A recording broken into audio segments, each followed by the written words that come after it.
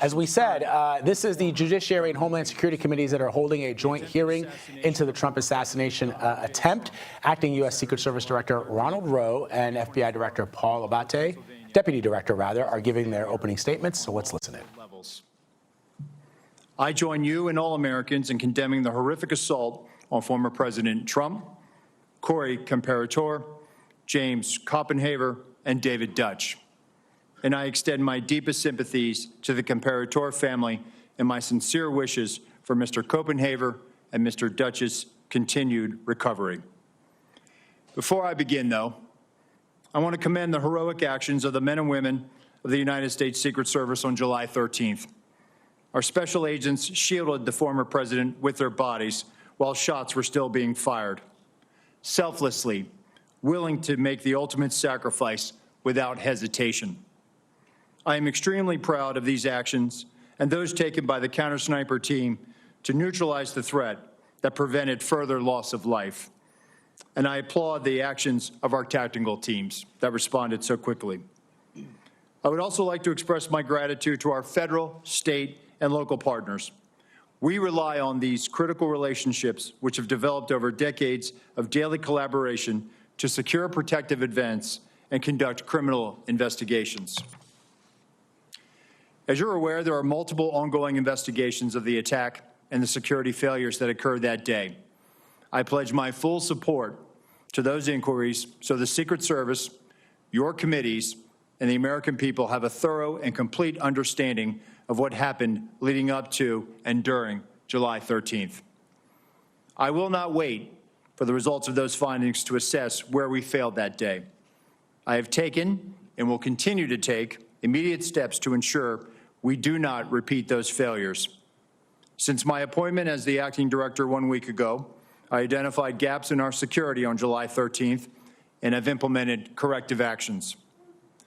One of my first actions as acting director was traveling to the Butler Farm Show site to better understand how our protection failed.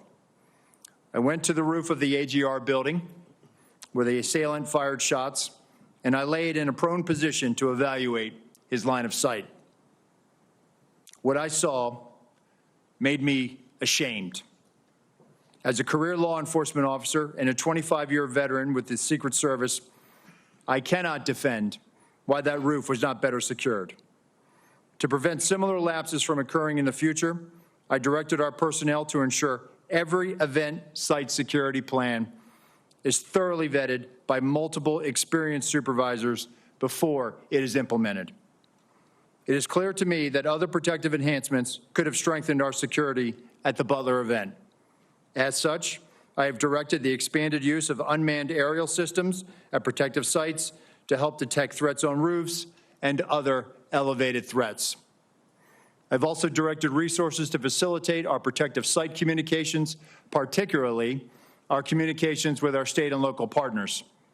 In addition, I have instructed the asset request for Secret Service protective details to be approved expeditiously and have ordered the maximum use of requested personnel at protective sites to address this heightened security environment.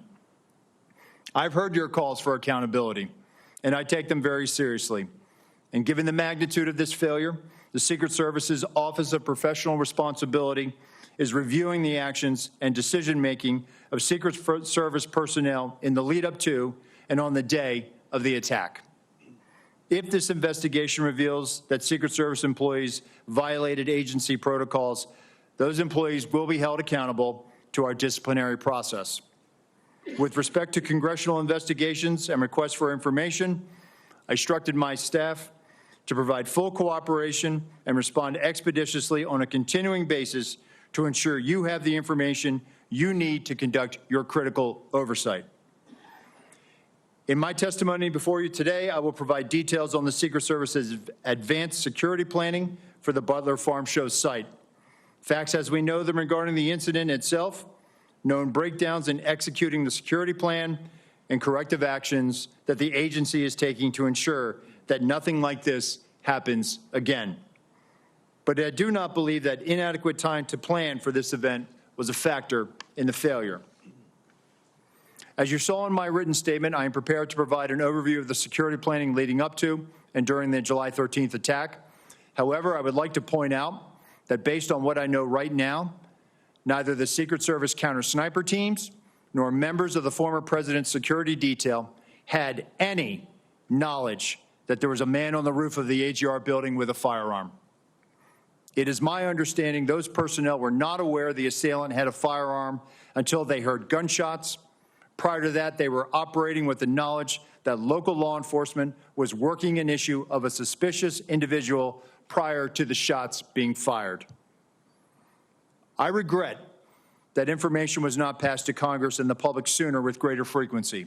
And I fear this lack of information has given rise to multiple false and dangerous conspiracy theories about what took place that day. And I want to debunk these theories. Let me address one conspiracy directly. The Secret Service counter-sniper neutralized the assailant within seconds after the assailant fired his weapon. That counter-sniper had full discretion to use deadly force to stop an attacker and did not need to seek authorization to fire. I am immensely proud of the selfless dedication of our employees to the mission. Every day across the globe, the men and women answer the call to protect our nation's leaders, and the standard is no fail for a reason. During our current high operational tempo, I want and I need to ensure that the Secret Service workforce are uplifted so they can focus on carrying out the mission. They have my full support, and I'm confident in their abilities to ensure the safety and security of the people we protect. They are worthy of trust and confidence, and they deserve your support as well as the support of the American people.